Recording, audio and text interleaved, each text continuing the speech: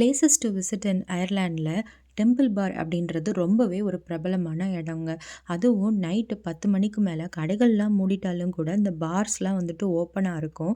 இந்த இடம் எங்கே இருக்குன்னு பார்த்தீங்கன்னா டப்ளின் சிட்டி சென்டருக்கு பக்கத்தில் தாங்க இருக்குது. நாங்களும் சரி அப்படி என்னதான் இருக்குன்னு போய் பார்க்கும்போது பார்த்தீங்கன்னா அழகா லைட்டிங்ஸ்லாம் போட்டு நிறைய குதிரை வண்டிலாம் நின்றுட்டு இருந்தது.